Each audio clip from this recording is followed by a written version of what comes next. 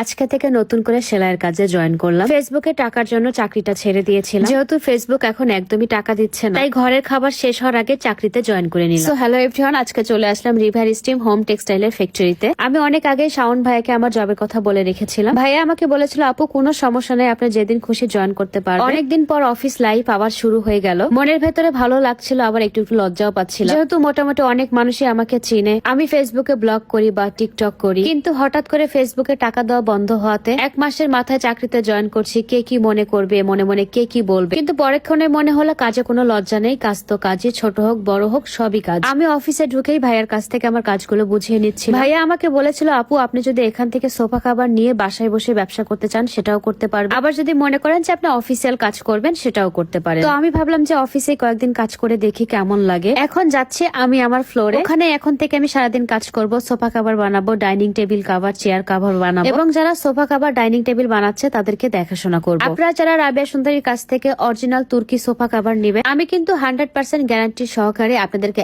1 number তুর্কি sofa cover দিব, যেটার কোনো প্রকার কালার নষ্ট হবে না, যতবার খুশি ততবার ধুতে পারবে, এবং যেরকম কালার চাবেন ঠিক সেরকম কালারই দেওয়া যাবে। আর সোফা কাভার নেওয়ার জন্য বেশি কষ্ট করতে হবে না। আপনার বাসায় যে সোফাটা আছে ওটার জাস্ট একটা ছবি দিলেই হবে। বাকিটা হোম ডেলিভারি বা কুরিয়ার সার্ভিসের মাধ্যমে আপনার বাসায় পৌঁছায় দেওয়া হবে সোফা কাভার। এন্ড আপনার সোফায় যদি সেট করতে না পারেন কাভার, সেটও করে দিয়ে আসবে। ওটা বাংলাদেশে একমাত্র রিভার স্টেমই অরিজিনাল তুর্কি সোফা কাভার নিয়ে বিজনেস করে। বাদ বাকি যারা আছে তারা কি নিয়ে করে এটা আমার জানা নাই, আপনারা বুঝে নেন গা। আসেন এখন আপনাদের কিছু সোফা কাভারের কালার দেখা, পাশাপাশি মনের 2টা কষ্টের কথা আপনাদের কাছে শেয়ার করি। যারা ফেসবুকে টাকার জন্য চাকরি ছেড়ে দিয়েছিল, আমার মনে হয় এই মানুষগুলো পৃথিবীর সবচেয়ে বোকা। আর যারা ফেসবুকে কাজ করেনি প্লাস কোনো জবও করে না, শুধু বসে বসে আমাদের ভিডিও দেখে কমেন্ট করে, আপনারা হচ্ছেন সবচেয়ে চালাক, বুদ্ধিমান এবং বুদ্ধিমতী। মাত্র 1 মাস হয়েছে ফেসবুক টাকা দেওয়া বন্ধ করে দিয়েছে। আমি আর বসে থেকে খেতে পারছি না, চলে আসছে চাকরির খোঁজে। যেহেতু আমি এখানে আগে থেকে চাকরি করতাম, তাই খুব সহজে চাকরিটা পেয়ে গিয়েছি। কিন্তু যেসব কন্টেন্ট ক্রিয়েটর বা ব্লগাররা ফেসবুক থেকেও টাকা পাচ্ছে না, প্লাস কোনো চাকরিও করতে পারছে না, তাদের কি অবস্থা একবার চিন্তা করে। যাই হোক, দিন শেষে আবারও একটা কথা বলবো, কথায় আছে না, ভাবিয়া করিয়া কাজ, করিয়া ভাবিও না। যাই হোক, সবাই আমার জন্য দোয়া করবেন, আমি যাতে চাকরিটা খুব ভালোভাবে করতে পারি। আজকে কিন্তু আমি আপনাদের 4 থেকে 5টা ফেব্রিক্স এর সোফা কাভার দেখিয়েছি, যার মধ্যে ছিল সলিড, প্রিন্ট, হানিকম